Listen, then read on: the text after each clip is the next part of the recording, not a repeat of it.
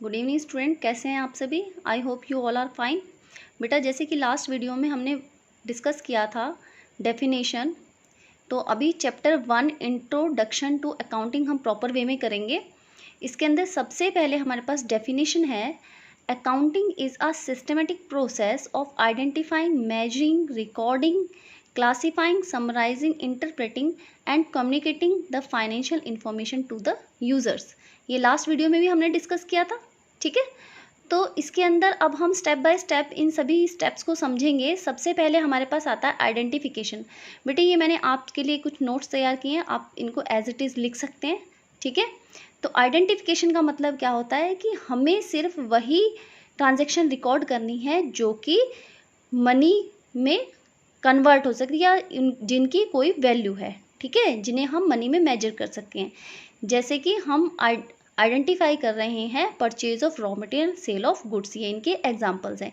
Remember, आप किसी भी कॉन्सेप्ट को जब क्लियर करते हैं, आप लिखते हैं, तो उसके साथ आप एग्जांपल भी ज़रूर दीजिए, जिससे कि आपका कॉन्सेप्ट और भी क्लियर हो जाता है, ठीक है।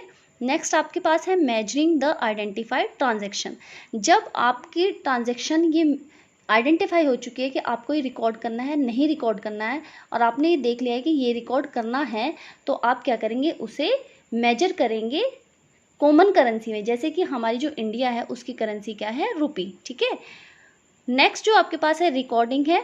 तो रिकॉर्डिंग कहाँ पे करेंगे आप, जब आपने आइडेंटिफाई कर लिया है, आपने उसकी वैल्यू भी देख ली है, अब आप उसे रिकॉर्ड करेंगे, ठीक है। तो रिकॉर्ड जहाँ पे हम करते हैं, जब हम रिमेंबर कि जहाँ पे हम रिकॉर्ड कर रहे हैं उसका नाम है जर्नल बुक, ठीक है। इसका दूसरा नाम ओरिजिनल एंट्री बुक भी होता है, ठीक है, बुक्स ऑफ ओरिजिनल एंट्री, जिसके अंदर हम इमीडिएटली जो है अपने ट्रांजैक्शन को रिकॉर्ड कर लेते हैं, ठीक है। तो जो जर्नल होती है हमारी, उसके अंदर हम हर तरह की एंट्री करते हैं, चाहे वो कैश है चाहे क्रेडिट है, हर तरह की एंट्री हम कर लेते हैं। लेकिन इसके साथ साथ जो जर्नल होती है वो एक कॉमन बुक होती है, और वो ऐसे बिजनेसेस में ही यूज़ होती है जहाँ पर बिजनेस के अंदर जो ट्रांजैक्शन है वो ज़्यादा नहीं होती। लेकिन अगर बिजनेस लार्ज स्केल का है तो उसके अंदर हमें एक जर्नल से काम नहीं चलता, उसके अंदर हमें सब्सिडरी बुक भी बनानी पड़ती है, जर्नल जैसी ही सेपरेट बुक्स, ठीक है। तो इन सब्सिडरी बुक्स को क्या कहते हैं, हम कैश बुक कहते हैं, परचेज बुक कहते हैं, सेल्स बुक कहते हैं। ये सभी जर्नल की तरह ही होती हैं, लेकिन इनका अलग फॉर्मेट होता है, और ये इसमें इस पर्टिकुलर एंट्री ही होती है। जैसे कि कैश बुक के अंदर कैश की एंट्री, परचेज के अंदर परचेज की, और सेल के अंदर सेल्स की। और जर्नल एक रफ रजिस्टर, एक कॉमन रजिस्टर की तरह यूज़ होता है, जिसके अंदर हर तरह की एंट्री हम कर सकते हैं, ठीक है। तो ये नोट्स भी आप कॉपी कर सकते हैं। क्लासिफिकेशन का मतलब है बेटे, अभी आपने जर्नल में सभी तरह की एंट्रीज कर ली हैं, लेकिन अब आपको क्या करना है कि क्लासिफिकेशन करनी है आपको। जो एंट्री एक जैसे नेचर की, यानी कि कैश की सारी एंट्रीज एक साइड में आप लिखेंगे, परचेज की एक साइड में लिखेंगे। तो जब आप क्लासिफिकेशन करते हैं, तो क्लासिफिकेशन के अंदर आप क्या करते हैं कि एक नेचर की सभी एंट्रीज की आप ग्रुपिंग कर लेते हैं, ठीक है। तो सभी जितनी भी एंट्रीज हैं आपकी, जो कैश की जितनी भी एंट्रीज हैं, वो कैश अकाउंट में जाएंगे। जो हमारा ये क्लासिफिकेशन है, इसके अंदर क्या होता है, हमारी पोस्टिंग होती है, ठीक है। और पोस्टिंग कहाँ पे करते हैं हम, लेजर के अंदर। तो जहाँ पे हम पोस्ट करेंगे उसका नाम है लेजर, और लेजर के अंदर हमारे पास सारे अकाउंट होते हैं। और रिमेंबर, एंट्री के अंदर जो भी नया नाम होता है, सपोज कि सेल्स नाम है, राम नाम है, कैश, मशीनरी, डेटर, क्रेडिटर, चाहे वो कोई भी नेम है, किसी कंपनी का नाम है, किसी पर्सन का नाम है, आपको उस अकाउंट को बनाना पड़ेगा, ठीक है। तो क्लासिफिकेशन क्या है, क्लासिफिकेशन जो है प्रोसेस है ग्रुपिंग ट्रांजैक्शन और entries of one nature eight one place, ठीक है। और उस प्लेस का नाम क्या है, अकाउंट, ठीक है। समराइजिंग में जब आप क्लासिफिकेशन कर लेते हैं, तो क्लासिफिकेशन के बाद में आप क्या करते हैं कि इतने सारे अकाउंट का बैलेंस निकालते हैं। तो उस बैलेंसेस को कहाँ ट्रांसफ़र करेंगे आप, ये जो समराइजिंग होता है, इसके अंदर हम क्या करते हैं कि जितनी भी हमने एंट्रीज करी हैं और जितने भी हमने अकाउंट बनाए हैं, उन सभी के बैलेंसेस निकालते हैं। उन बैलेंसेस को ट्रांसफ़र कहाँ पे किया जाता है, ट्रायल बैलेंस में, ठीक है। और ट्रायल बैलेंस की हेल्प से हम ट्रेडिंग प्रॉफिट एंड लॉस और बैलेंस शीट प्रिपेयर करते हैं। जो हमारा ये ट्रायल बैलेंस है, ट्रेडिंग प्रॉफिट एंड लॉस है और बैलेंस शीट है, इन्हें हम क्या कहते हैं, फाइनल अकाउंट, ठीक है, इसका नाम क्या है, फाइनल अकाउंट है।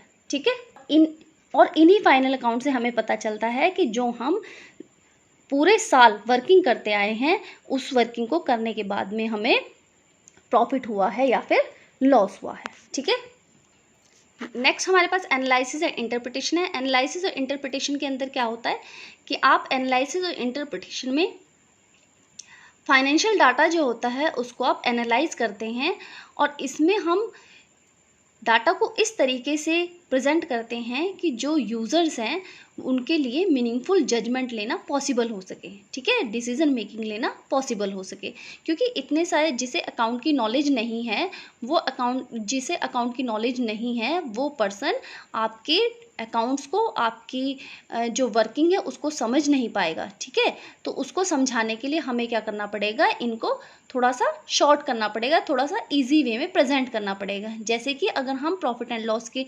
एनालिसिस करें तो हमें ये बताना पड़ेगा कि प्रॉफिट जो है वो पिछले साल से 10% इंक्रीज़ हुआ है या 10% डिक्रीज़ हुआ है, तो उसके लिए ज़्यादा ईजी रहेगा। ठीक है, analysis and interpretation of financial data are carried out so that the users of financial data can make a meaningful judgment of the profit। ठीक है, नेक्स्ट है कम्युनिकेटिंग। कम्युनिकेटिंग मीन्स जो भी आपने डाटा प्रिपेयर किया है, जो भी आपने वर्क किया है, जो इंटरेस्टेड पार्टीज़ हैं उन सभी को उस डाटा को कम्युनिकेट करना। ठीक है, क्योंकि हमारी जो अकाउंटिंग है उसको, जो हम अकाउंटिंग का वर्क कर रहे हैं उसका पर्पस क्या है कि जो इंटरनल यूज़र्स हैं और एक्सटर्नल यूज़र्स हैं उन सभी को उनके रेलेवेंट इन्फॉर्मेशन मिल सके। रेलेवेंट का मतलब है जो उनके लिए ज़रूरी है और जिसके ना मिलने से उनका कोई भी डिसीजन इफेक्ट हो सकता है। ठीक है, अभी स्टूडेंट देखिए हम सभी ने प्रोसेस ऑलरेडी पढ़ चुके हैं, लेकिन फिर भी आपको मैं 4 टाइप से दिखाना चाहती हूँ। ये मैंने प्रिपेयर किया है जिससे कि आपको एक बार देखने से ही पता चल जाए कि हमें इसके बारे में क्या लिखना है। ठीक है, जैसे आइडेंटिफाई में लिख रखा है मैंने रिकॉर्ड और नॉट टू रिकॉर्ड। ठीक है, यानी कि आपको आइडेंटिफाई में इसे रिकॉर्ड करना है ट्रांजैक्शन को, नहीं रिकॉर्ड करना है। मेजरिंग में क्या लिया है आपने कि कॉमन करेंसी को हमें मेजर करना है, कॉमन करेंसी में ट्रांजैक्शन। रिकॉर्डिंग में क्या करते हैं, हम जर्नल के अंदर एंट्री करते हैं और क्लासीफाई के अंदर हम अकाउंट बनाते हैं, राम अकाउंट, श्याम अकाउंट। ठीक है, नेक्स्ट समराइजिंग में हम फाइनल अकाउंट बनाते हैं, trial balance, trading profit and loss और बैलेंस शीट। उसके बाद में एनालिसिस में हम क्या करेंगे, इंटरप्रेटिंग करेंगे और एनालिसिस करेंगे जिसके अंदर मीनिंगफुल जजमेंट लेगा पर्सन। और कम्युनिकेटिंग में क्या होता है बेटा, कम्युनिकेटिंग में यूज़र्स को हम इंफॉर्मेशन प्रोवाइड करेंगे। इंटरनल और एक्सटर्नल यूज़र्स होते हैं। इंटरनल में जो ऑर्गेनाइजेशन के अंदर होते हैं, जैसे ऑनर है, मैनेजमेंट है हमारी। ठीक है, और जो एक्सटर्नल होते हैं उसके अंदर गवर्नमेंट, कस्टमर, बैंक, जो भी हैं सप्लायर्स। ठीक है, तो आप ये चार्ट प्रिपेयर कर सकते हैं। इस चार्ट को प्रिपेयर करने से आपको बहुत ही ईजी वे से आपको पता चल जाएगा कि आपको एग्जैक्टली क्या लिखना है इसके अंदर। ठीक है, क्योंकि आपके लिए 11th क्लास में ये सब्जेक्ट बिल्कुल नया है, तो आप सभी बहुत आराम से और बहुत ही ध्यान से इस चीज़ को पढ़ें। एंड स्टूडेंट्स, मैं आपको सजेशन देना चाहती हूँ कि जितना भी आपको वर्क करवाया जाता है आप उसको ज़रूर ध्यान से देखें और उसको रिवाइज़ करें और उसको अपनी लैंग्वेज में कन्वर्ट करके प्रैक्टिस करें कि लिखने, क्योंकि राइटिंग स्किल बहुत ज़्यादा इंपॉर्टेंट है।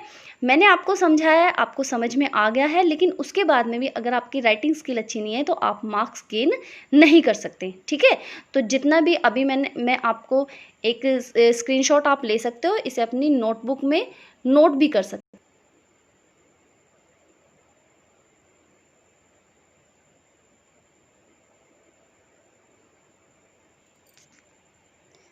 सो स्टूडेंट, जो मैं आपको नोट्स ये यहाँ पर दिखा रही हूँ, आप सभी स्टूडेंट इसे अपनी फेयर कॉपी में नोट कर सकते हैं। ठीक है, तो आई होप आप सभी को ये वीडियो पसंद आई होगी, तो आप इसे लाइक करिए, शेयर करिए और कमेंट करिए। ठीक है, और सब्सक्राइब ज़रूर करिए। सब्सक्राइब करने से आपको क्या फ़ायदा होगा कि आपको जो भी नई वीडियो आएगी उसका नोटिफिकेशन मिल जाएगा। ठीक है, थैंक यू सो मच।